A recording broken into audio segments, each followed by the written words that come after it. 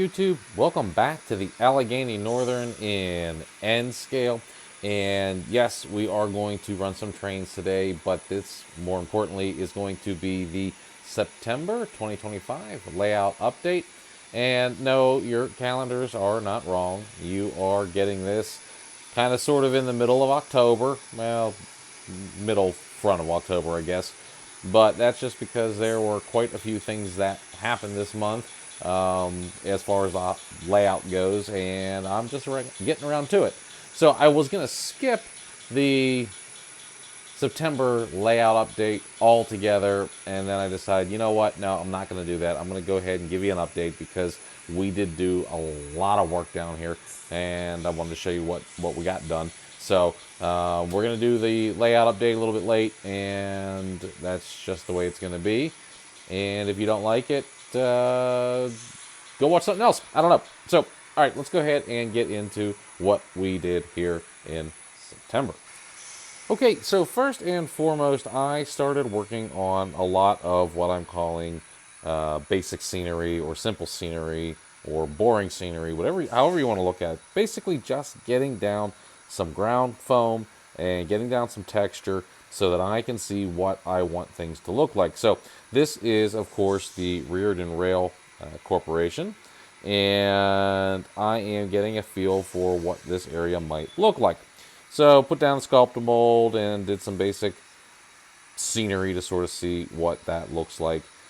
I think I'm going to do a little more paved area here, so I'm probably just going to go over this with some styrene, but I haven't quite decided yet. So at least it's not just totally pink foam. I'm starting to get some scenery in. Not all the scenery, though. Some of it is still just sculpt the mold or clay, whichever version I had.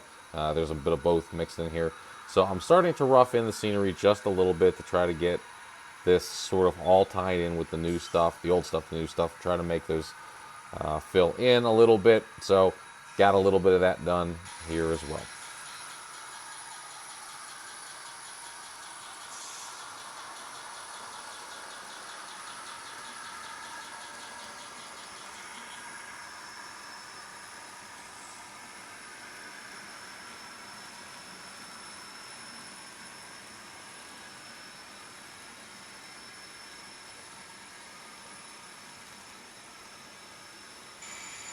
Okay, so lots of changes up here in the port scene, and just kind of want to bring you around here to see this. Now, this is not the final water, okay? So I'm going to do deep pour resin here, but I wanted to protect the work that I've done so far. So what I did was, after I got it painted, I put down a real thin coat of realistic water. It's the Woods & Scenics product, and I left it alone. So I am going to pour this deep, so there's going to be some depth, and there's going to be some color, and there's going to be some detail. But for right now, this is just enough to protect this. And then, if you recall, that barge was from last week's video. So I just sat it there to give it someplace to go and hang out for now. So working on the scenery here over near the port scene. And yep, I still got my boat up on dry land here, up on the dry dock. Now, for those of you who watched the video of, it was 2 videos ago, of what I brought back from El Tuna, you know that I have some pier-like buildings. Those are actually going to sit here. And I think I've got 4 of them. I can probably use 4 or 5 more. But I'm going to kind of make this sort of a little inland marshy sort of area where, you know, some fishing boats might be coming up and dropping off their daily catch and stuff like that. So that's what's going to be here. And then we come over to the port itself. So I got the sheet piling taken care of here and brought the airbrush down from the room upstairs where I build my models and brought it down here and just sprayed that with a tiny little bit of paint. And yes, it's basically a rust coat primer. It's got some other colors in there and then a little bit of black shading. It's not done yet, it's not weathered, but it's, you know, it's in. And then for the area that was concrete, went and got a nice little concrete texture on there. Once again, not finished. You can see that I need, it's a little thin here, so it needs a little touch-up work. I need to get the rust kind of off. Now, rust, it will spill onto concrete, so I'm going to probably leave some of that, but I do need to kind of finish this off. Same deal here with the water, right? Okay, so I just put a protective coat on here. This is going to get a deep pour, so it's going to probably be, yo thick. So I'm not really worried about how unsmooth this area is. It doesn't need to be. It's going to be underwater. And yeah, took that all the way down here, and I stopped. So haven't gotten quite this far yet. Just kind of sculpted this out a little bit just to get this in, and that was kind of sort of where we ended. Now, trying a new technique here for the concrete up above. That is a decal, and I did my own concrete texture and transfer the decal over. It's not weathered yet. I'm going to weather it some more, but I was kind of just proving to myself that I could do this technique and that this was going to work. And so the answer is yes, I think this technique is going to work. And all I need is an inkjet printer and the paper that goes on there for the decals. And boom, there you go. So I wasn't sure how this was going to work. I tried it out, and so far I'm liking the results. Obviously, I've got a lot more work to do. You can see where there's work that needs done. So nothing's finished here. Nothing's finalized. Nothing's the end product. But I'm trying some things, and so far I am liking the results. So that's kind of the frontage there for the porch. Okay, and then we're coming back in with our basic scenery here again. So I am tying the old stuff here into the new stuff here.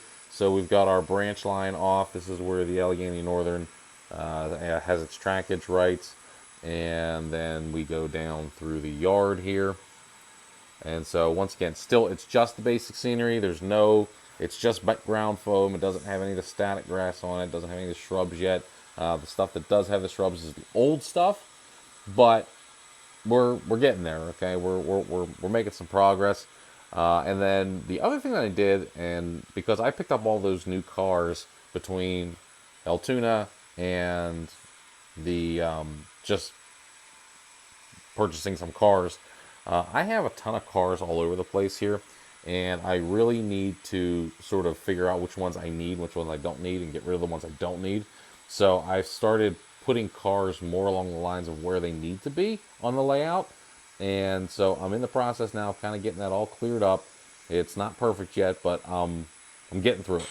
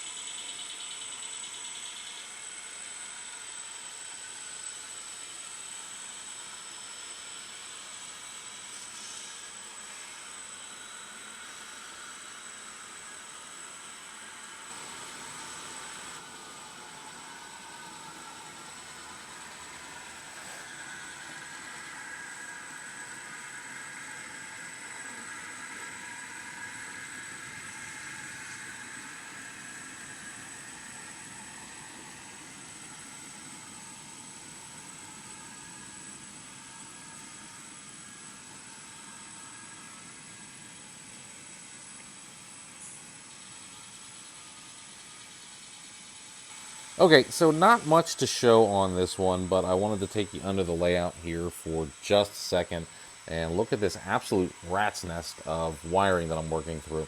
So, a couple of things that I'm working on. One is getting this cleaned up because I fell into the trap of I'm just going to do this temporary, and when you do things temporary and you leave them temporary long enough, they become not temporary anymore.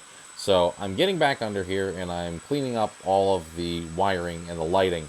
And the reason I did that is because I also started running, you can see I've got a DC transformer under there.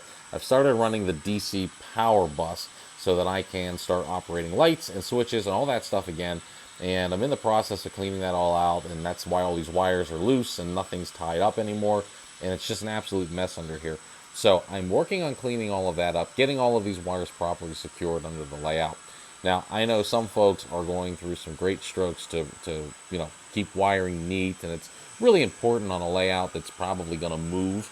But this layout is not really meant to move, and it's not really meant that I need to go under here. So I do have a wiring scheme. Basically, the just plug system has its own wiring scheme, and I just use that. The turnouts all have their black and red color, and you'll notice that there is also a black and red bus line. You can see it kind of dangling right there next to the transformer. So that takes care of this. And then there is a separate line. So I've got a DC line here, and I've got the DCC line underneath here. Right now they're not labeled. I just know which one is which. I'm going to label it so that I can find it later, which will be important because you obviously don't want to cross those two. But yeah, so this is a wreck. I'm cleaning up this wreck. It's not something I enjoy doing. The wiring is just an evil, it's an evil necessity for me. I need the wires to make everything run, and so we're just going to work through that. But in the meantime, obviously, it's a mess until I get it cleaned up, and I'm just going to chip away at it slowly as I okay, can. At the beginning of the month, I also got sound into this unit, and I'm really excited about that because this is one of my favorites. Now, it's going to get a full update as far as details and all that sort of stuff. But, so I was able to add LEDs to this. This does not have a drop-in decoder. It's actually got a wired in. I did a whole wire deal to this little guy. But got new LEDs in it and sound now. So it's going to be back on the layout.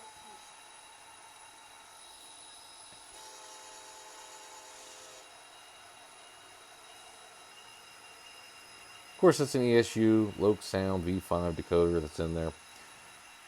And then I'm going to bring you over here to this one. Got sound in the NS Heritage unit.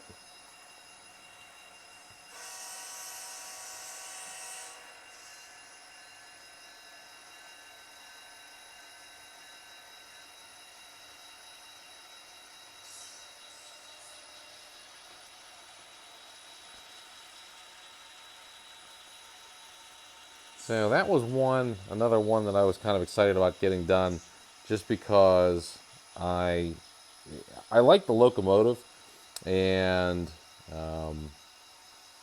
it's just nice to have sound back in it. Yeah, it got stuck there, and yeah, I got to do some cleaning of the track here because it's a little dirty. But yeah, very happy to have sound back in this guy. And get these two back up and running. Okay, I think you know that I also got a bunch of those 3D models printed, so I got the three that were in last week's video, and then I got a ton from the Altoona show, so I am working on those right now, the ones from Altoona. So they're in various states of paint upstairs, and that was technically an October thing, so you'll see those in October, but was working on those for a little bit, so that's one more item that got done since the last time we did an update.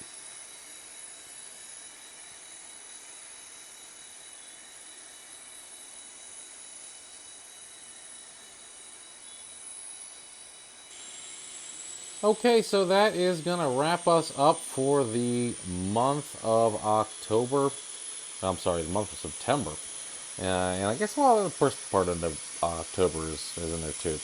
And coming up in the next month, now that we're into officially the start of modeling season and colder weather, we're going to start working on keeping that wiring all together underneath the layout. So cleaning that up and getting that looking like a professional did it and not a first timer. And then I'm going to continue working on the port scene. Gonna finish those 3D printed models, And then I think I'm going to probably get a little bit more into some structure kits just to see. I've got a ton of them, and just to kind of see how it's going to lay out on the layout here, just because I need a lot of buildings. I'm also going to continue with some random scenery here and there just to tie some scenes together. So it's going to be pretty much more of the same as we go through the rest of October here. But to be honest with you, it's just really good to have trains running again.